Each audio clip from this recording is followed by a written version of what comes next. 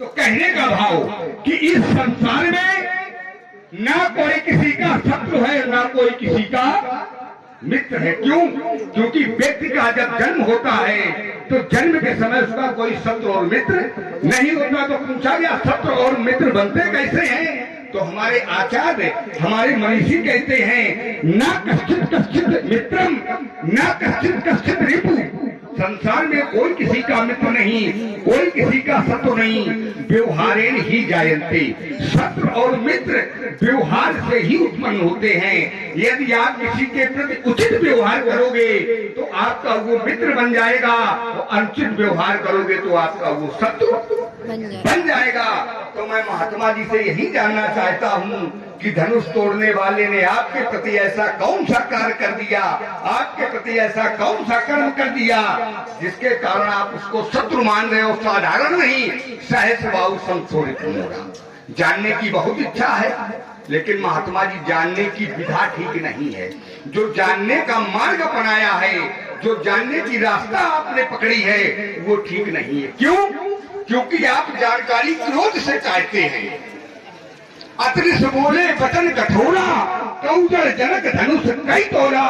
महात्मा जी क्रोध खूब करो, हम यो ना कह रहे क्रोध ना करो, खूब करो, तखत तोड़ डालो, सामियाना फाड़ डालो, सब कुछ कर डालो, लेकिन पहले जान लो। अभी आपने जाना नहीं और माना पहले है। मैं ये भी नहीं कहता हूँ कि क्रोध अनुचित होता, क्रोध भी उचित होता है यदि क्रोध समय पर किया जाए तो। और भैया जब सांप निकल जाए तो विचलन टूटे कोई फायदा नहीं है। तो क्रोध करो, पहले जान लो। अभी आपको जानकारी नहीं है और क्रोध की छलांग लगाएगा।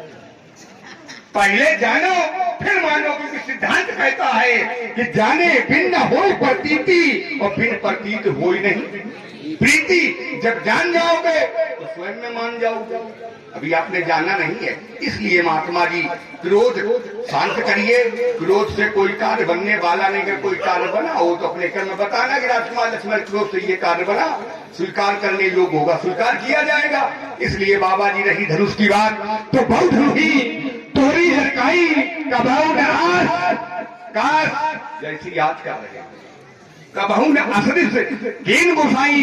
यही धनुष पर ममता के हेतु, इस धनुष पर ममत्व क्या हेतु है? पूज्यपाठ, प्रातः स्मरणी, तत्वज्ञ, वेदज्ञ। मैं जानना चाहता हूँ क्योंकि आप ज्ञानी हैं। ज्ञानियों के हृदय में ममता नहीं होती। सिद्धांत कहता है रस रस सुख सरित सर पानी ममता त्याग करें। जिन ज्ञानी लोग तो ममता का त्याग कर देते हैं। हे भगवान, मैं आपसे जानना चाहता हूँ कई हेतु ममता, कई हेतु वही तलवारों के बीच में भट्ट भट्ट करके चट चट बोलने वाले नट। पिता बड़ा उदार है, बड़ा विद्वान है, बड़ा ब्रह्मर्षि है, विश्व की संस्कृति का पुजारी है तुम्हारा पिता। मेरे सामने तुम्हारा भाई आया था राजकुमार, उसने तो बड़े हिम्मत शब्दावली में कहा था कि नाथ शंभुधन भंज निहारा वही है वो एक दास तुम्हारा। कह रहे हो कि मैं ये जानना चाहता हूं कि आप इतना क्रोध क्यों कर रहे हैं, लेकिन मेरा उत्तर नहीं मिला। अगर किसी से पूछा जाए भैया तुम्हारे पिता का क्या नाम है, आपको बताने वाला कहते वही है कोई एक पिता हमारा। ये लक्षण की यहाँ की भाषा है। तो भैया क्या मानोगे, ये क्या उचित है? थोड़ा जोर से बोलो ताकि सुनाई दे। ये सब अयोध्यावासी हैं और ये सब मिथिलावासी ज्ञानी जना बैठे। तो अगर ये कह दिया जाए कि हुई है को एक दास तुम्हारा, तो ये उत्तर सार्थक नहीं है। क्यों? अनिश्चयवाद की होगा कोई। अरे एक तो है, 15-50 थोड़ी है तोड़ने वाला, उस एक के लिए तो मैं आया हूं यहाँ पर। तो मेरा उत्तर स्पष्ट शब्दों में नहीं आया। तुम जिस समय खड़े हुए मुझे लगा ये भी रघुवंशी राजकुमार है, लेकिन मेरे प्रश्न का उत्तर मिल जाएगा। लेकिन तुमने किया क्या? सुनि मुनि वचन लखन मुस्काने, अब बोले बस धरई अपमान। आचार्यों के घर में पढ़े हो, आचार्य वशिष्ठ की पाठशाला में पढ़े हो, लेकिन समाज में कम से कम बोलना तो सीख लेना चाहिए। समाज में बोला कैसे जाता है? देखिए, अगर घर में, परिवार में, पास में, पड़ोस में, समाज में अगर मर्यादा और संस्कार नहीं होंगे तो क्या वहां का महत्व होगा? नहीं होगा। जब छोटे बड़े का सम्मान न करें और बड़े छोटे का ध्यान न दें तो वहां का कोई महत्व नहीं रहेगा। ये संसार समाप्त हो जाए राजकुमार, कोई अस्तित्व नहीं, क्योंकि पूरा का पूरा संसार मर्यादा पर ही आधारित है और मर्यादाओं पर ही चल रहा है। मर्यादा जाते संसारा। विचार करता हूं कि आचार्य वशिष्ठ की पाठशाला में पढ़ने वाला राजकुमार आज हो गया।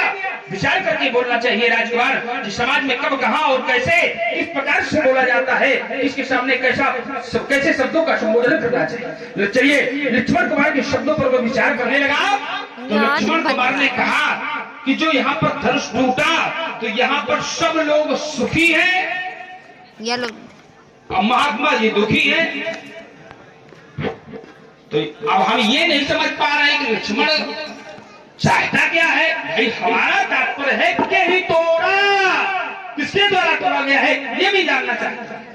लेकिन इतना चतुर बालक कि घुमा रहा कि हम ये नहीं जानना चाहते हैं कि क्यों यहाँ पर सब लोग पुष्प बरसा रहे हैं और उसकी जय जयकार कर रहे हैं। उस धनुष तोड़ने वाले की आरती उतारी जा रही थी। राजकुमार अगर ये सब हो रहा है, ये सब मेरे सामने का विषय नहीं है। न यहाँ पर कोई आरती उतारी गई, जब से मैं आया तो यहाँ न कोई आरती उतारी गई, न कोई यहाँ पर जय जयकार कर रहा है और न कोई पुष्प बरसा रहा है। ये खाली तुम बता रहे हो, लेकिन मेरे सामने ऐसा कुछ नहीं हो रहा है। तुम आरती को अगर आधार मानते हो क्या?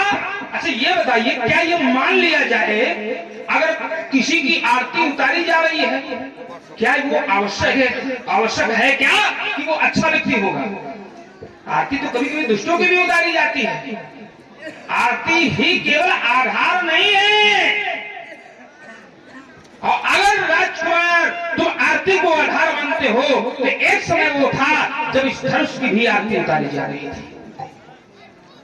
एक समय वो था जब धनुष की आरती उतारी जा रही थी, धनुष पर पुष्प बरसाए जा रहे थे, धनुष की जय जयकार हो रही थी। और एक समय आया कि इसी स्वार्थी समाज ने उसको तोड़वा के,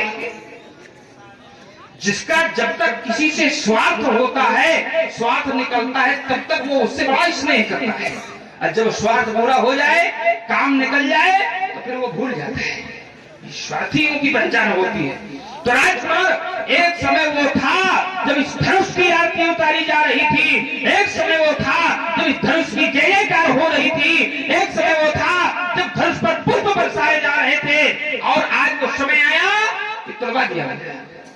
अब हमें चिंता तो धनुष तोड़ने वाले की हो रही है, जिस पर तुम उछल रहे हो राजकुमार, है जिसकी जय जयकार आरती हो रही है। और जब धनुष के साथ जय जयकार करने वाले इस समाज के लोगों ने ये व्यवहार करवाया तो आगे चल के धनुष तोड़ने वाले को क्या हाल करेंगे?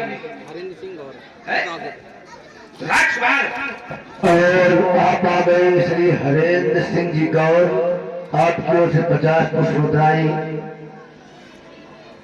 प्रोग्राम श्री प्रशांत जी की चरणों में और लक्ष्मण जी के चरणों में प्रेषित है। बहुत बहुत धन्यवाद। आरती को आधार मत मानो। मैं आरती अगर किसी की जा रही है या किसी की जय जयकार हो रही है तो मेरा उससे कोई तात्पर्य नहीं है। मेरा केवल एक उद्देश्य है कि तोड़ा धनुष तोड़ने वाला कौन है, किसके द्वारा तोड़ा गया है। लक्ष्मण कुमार ने बताया एक मनुस्मृति का श्लोक पढ़ा, क्या कि इस संसार में शत्रु और मित्र, न कोई किसी का शत्रु होता है और न कोई किसी का मित्र होता है। अगर ये बनते हैं तो कैसे? तो कहा व्यवहार पर निर्भर करता है। न कस्यचित मित्रम न कस्यचित रिपुः व्यवहारेण ही जायन्ते मित्राणि रिपवस्तथा। व्यवहार के प्रति देखिए, एक होता है अनुकूल, दूसरा होता है प्रतिकूल। कोई कार्य अगर किसी के अनुकूल है तो वो उसको अच्छा लगेगा, वही कार्य अगर जिसके प्रतिकूल है तो वो कार्य उसको अच्छा नहीं लगेगा। यही कारण है कि धनुष तोड़ा गया। जिन लोगों को अच्छा लगा उन्होंने जय जयकार किया, जिन लोगों को प्रसन्नता हुई उन्होंने जय जयकार किया, पुष्प बरसाया। मुझे अच्छा नहीं लगा इसलिए मैं विरोध कर रहा हूं। तो यहाँ पर जो कार्य किया गया है राजकुमार, वो मेरे अनुकूल नहीं है। व्यवहार तुम कहते हो व्यवहार पर निर्भर है, तो यहाँ पर जो व्यवहार हुआ है वो हमारे अनुकूल नहीं है, इसलिए हमारा विरोध है और इसलिए हमने उसको अपना शत्रु माना है। क्यों? साधारण शत्रु नहीं माना, सामान्य शत्रु नहीं माना, असामान्य शत्रु माना है, क्योंकि ये धनुष भी सामान्य नहीं था। इसलिए सुनो, मैंने घोषणा कर दिया था कि सुनो राम जी ही शिव धनु तोड़ा, तो सहसा बाहु समसो रिप मोड़ा, उस शास्त्रा बाहु के समान बहुत नहीं तोड़ी लगाई। लक्ष्मण कुमार ने कहा कि मैंने अपने जीवन काल में बहुत सी दुनिया तोड़ डाली है। बड़ा अच्छा किया है, तुम अपना माला झाला मुकुट सब तोड़ डालो, हमें क्या करना है, सब तोड़ के फेंको। अरे हमारा तात्पर्य धनुष से है, उन धनुषों से नहीं है तुम्हारी। अब पहली बात, अगर तुमने धनुष ही तोड़ डाली थी तो तुम्हें समाज में ये कहना नहीं चाहिए कि मैंने तोड़ डाला। क्यों? समाज में अगर कोई अपराधी है, अन्यायी है, अत्याचारी है और वो कहने लगे मैंने अपने जीवन काल में न जाने कितने लोगों का वध कर दिया है, इसका तात्पर्य क्या है? तात्पर्य ये है कि वो समाज को कहीं न कहीं से बता रहा है, समाज को कहीं न कहीं से जनाने की चेष्टा करता है कि मेरा जीवन चरित्र कैसा है। तो राजकुमार तुमने धनुष ही तोड़ी है और यहाँ पर धनुष तोड़ा है, तुमने बहुत तोड़ी है, उनकी कोई गिनती नहीं है, और यहाँ पर एक ही टूटा है, तो उन बहुतों का कोई महत्व नहीं है। संसार में सूर्य अकेला होता है, चंद्रमा अकेला होता है, लेकिन आकाश में तारागण बहुत होते हैं कि उन तारागणों का कोई महत्व नहीं होता है। जिस समय एक सूर्य प्रकाशित होता है, एक चंद्रमा प्रकाशित होता है, तो पूरे संसार को प्रकाश से प्रकाशित कर देता है। संसार में अच्छे लोगों की संख्या कम होती है, चोर बेईमानों की संख्या ज्यादा होती है।